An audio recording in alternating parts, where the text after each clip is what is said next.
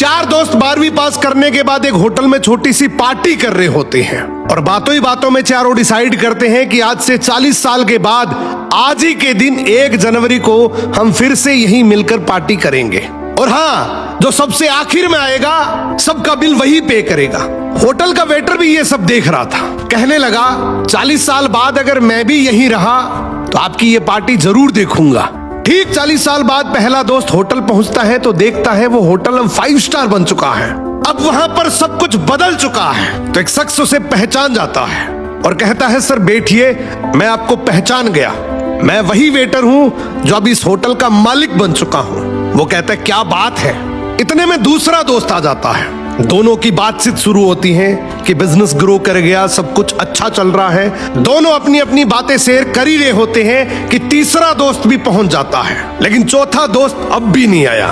तो जो सेठ होता है वो कहता है आप ऑर्डर कीजिए, मेन्यू में खाना वगैरह सेलेक्ट कीजिए, इतने में आपका दोस्त भी आ जाएगा। अब खाना भी लग गया। वेट करते करते काफी देर हो गई।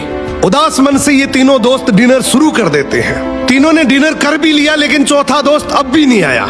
अब जब बिल देने की बारी आती है तो कहते हैं कि विकास तो शायद बहुत बड़ा आदमी बन गया, हम सबको इग्नोर कर रहा है, चलो हम ही बिल पे कर देते हैं। जैसे ही बिल पे करने के लिए काउंटर पे पहुंचे तो काउंटर का मैनेजर बोला आपका बिल तो ऑलरेडी पे हो चुका है।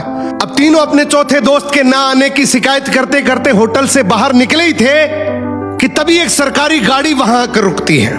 उसमें से एक लड़का उतरता है और तीनों के पैर छूते हुए कहता है मेरे पापा टीचर बन गए थे, मुझे कलेक्टर बनाने के काबिल कर दिया, लेकिन अफसोस मेरे पापा आज से 1 महीने पहले ये दुनिया छोड़कर चले गए। उन्होंने आखिरी वक्त में आपके इस वादे के बारे में मुझे बताया था और कहा था कि जब तीनों पार्टी खत्म कर ले तो उसके बाद तू वहां जाना और पेमेंट वगैरह कर देना।